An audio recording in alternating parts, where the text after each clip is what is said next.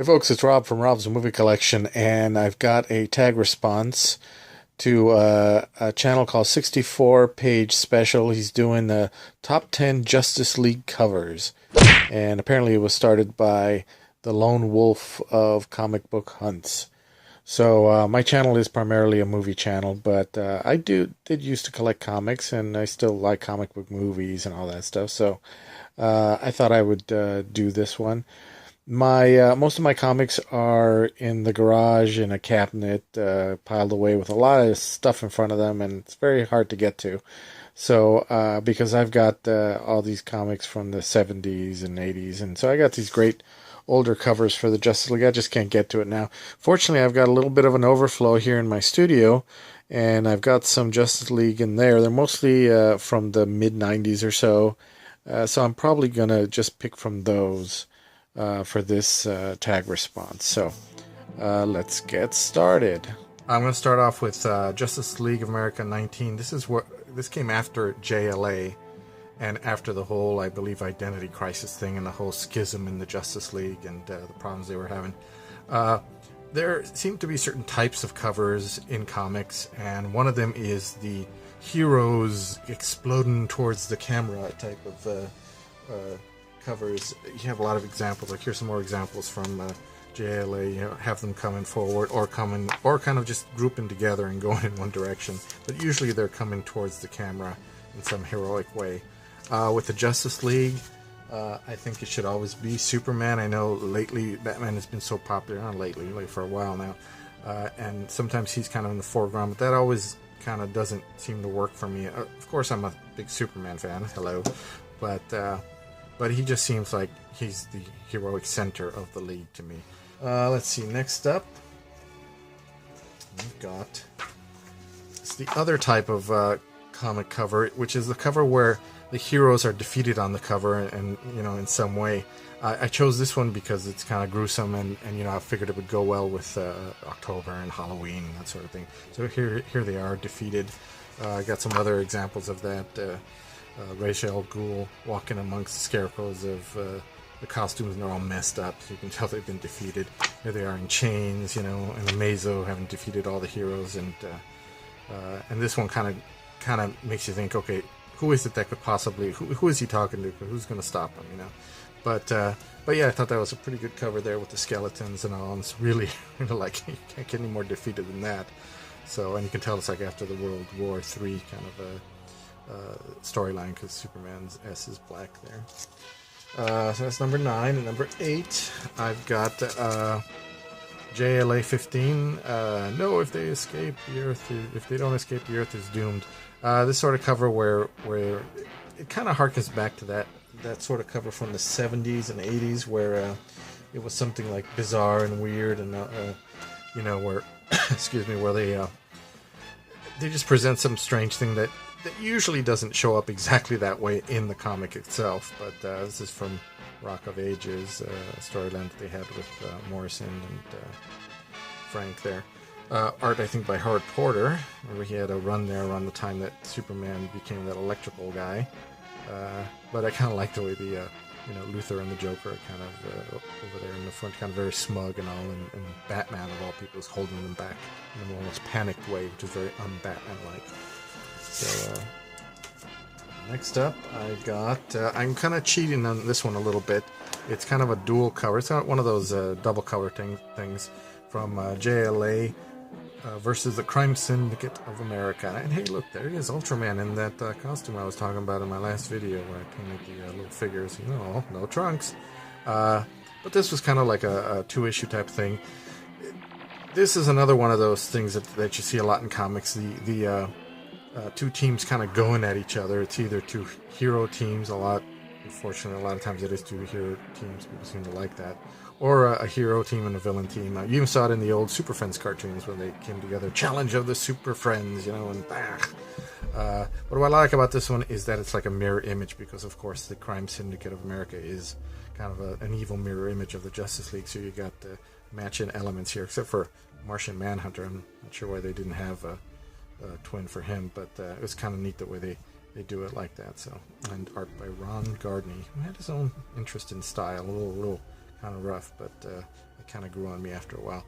So it's that one. And let's see, next up, I've kind of lost count at this point. You guys can keep count. JLA Manhunt. This is from the Pain of the Gods storyline, which I believe was a 6-issue storyline, in which every issue they focused on one hero and how he had some kind of pain from either not being able to save someone or not fitting in or whatever, something that kind of went with that particular hero. And I like this cover because it featured the John Jones, the sometimes known as John Jones, the Martian Manhunter. And I kind of like him like this because in other versions, especially animation and such, and even in the Supergirl TV series, they don't really focus on the Manhunter part of him. You know, he was detective, and you know, he hunted. I didn't really hunt men, but he was, you know, he found suspects and that sort of thing. It's like a cop or detective or something. But I just like that they featured him because you don't see him a lot on these covers, especially during this era. And I know in the cartoon, the Justice League cartoon, he was just kind of the guy in the satellite that was coordinating everything and keeping everybody connected telepathically. And I always thought he was a bit underused on that show. And I kind of liked him here, the way he is on this cover here, and especially with the hat, and it, you know, it kind of harkens to his Manhunter detective days, you know. So that was kind of neat. I like that one. Next up, from Justice League America JLA 32. I like this sort of cover. You know, these kind of close-ups here. There's a similar one like this. If I can find it here, that's kind of like that, close-ups of you know, the little fingers and stuff like that.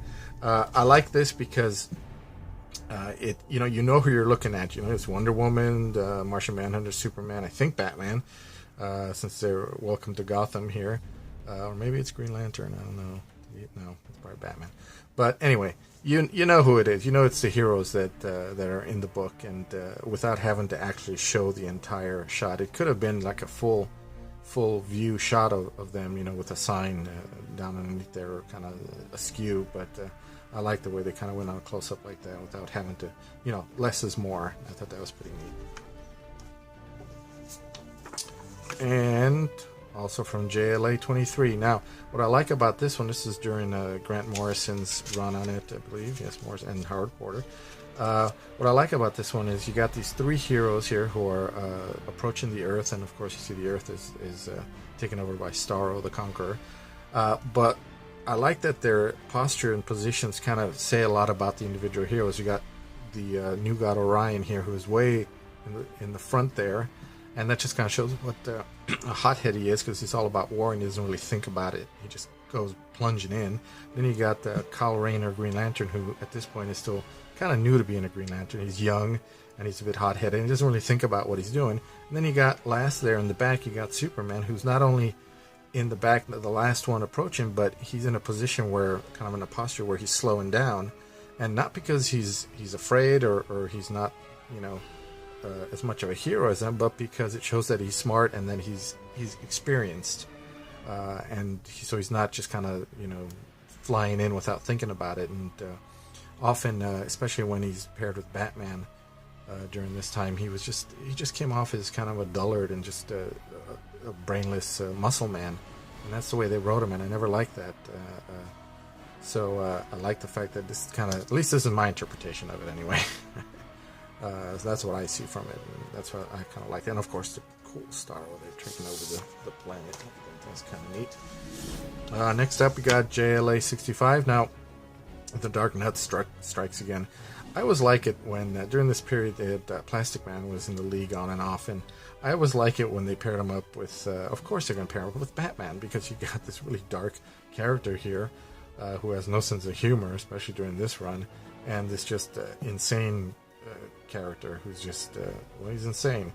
I always thought it was of course funny. That's where the humor comes from when they get together like that. And sorry, I haven't been showing you the inside of it, but of course this is about the covers. But I think this is kind of neat. You got the stereotypical Batman pose, and he's all dark, and you know, and on the gargoyle, which has his tongue sticking out. And so I just like it from a humor point of view. That was kind of funny. Let's see. Next up, we got this one, JLA 8. It's one of the early ones there. First starting out under Lock and Key. Now they're fighting the Key, one of the JLA's villains, and at the time Connor was Connor Queen. Or was it named Connor Queen or Connor Hawk? I want to say Hawk, but maybe not. I don't know. But anyway, he was Green Lantern's son. And he was the new, not Green Lantern, Green Arrow's son. I really did read these, by the way. It doesn't seem like it, but I did. Why there's so many green heroes anyway? But no, he was Green Arrow's son. I think if I remember correctly, I haven't read these in a while, but I think I remember correctly, Green Arrow might have been dead at this point. Correct me if I'm wrong.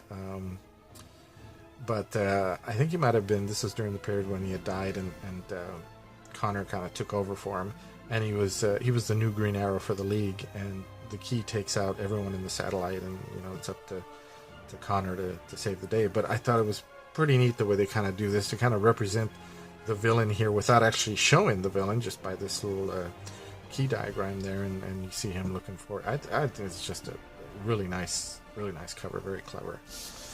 Let's see. Next up, before I get to the number 1 cover, a little bonus here.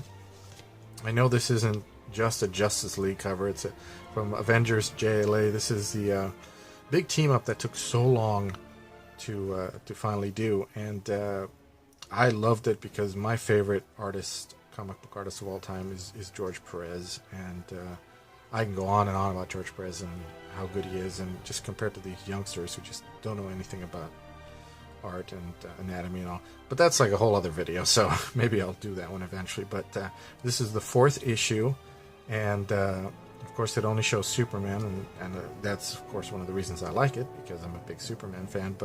But I also like the way it represents the other hero, the two Marvel heroes here, Captain America and Thor. And it's a great cover because it you look at it and like, what is going on here? Not only Superman, one of the strongest beings in any comic universe, and he's really, been through a lot here. And at the same time, he's got these two, iconic weapons here, shield and hammer, and Cap's shield and Thor's hammer, and like what happened to them. It just really makes you want to pick it up and go, what the hell's going on? Let me see. So that was a great cover, and you got George Perez's signature rubble there. It's just great. I will talk about George Perez in the future. So, and at number 1, this is from Justice, the Justice League or Justice League miniseries done by Alex Ross and Kruger and Braithwaite. There was I believe 12 issues for this. It was kind of hard to pick one, but I picked this one because I like the Atom. He's not featured a lot, especially these days, and I thought it was a really cool depiction of him. You see Poison Ivy coming. I don't know if that makes much sense, but it doesn't matter. You got the eyeball there, and you see his size there, and I love these eyelashes. I really like the Atom. The version they have of him on DC Legends of Tomorrow isn't the greatest. I like Brandon Routh, and I loved him as Superman. And he's funny in it, and he's not bad, but in terms of being like the comic book Atom, it's not really that close. I felt that he got a little bit gypped by Marvel when they made Ant-Man. They gave Ant-Man a lot of his powers, so you don't always see him that much, especially during this period. And I thought it was pretty cool to have him on the cover there. So I like that cover a lot. It's really great, and of course you got the artwork in there. So anyway, that's it for me. That's my top 10 of the ones that I have here access to. Not of all time, but at least the ones I have right now that I can get to. So yeah, this was fun. I do have a big collection of comics. I may not collect them currently now, but I do have quite a collection stored away, and I wouldn't mind doing some more comic book related videos. So I may consider that. 64-page special says that this is an open tag, so if you're seeing this, you just go ahead and do it. So I don't know if I'm going to tag anyone, although I can tag Professor Geek because his channel is primarily about comic books, but I know that he's in the middle of his 31 days of Halloween now, so he's kind of got that going. But maybe in November. I certainly would be interested in seeing what your top 10 Justice League covers are. So, okay, this was fun, and I will hopefully do some more, and I'll see you guys next time. Bye.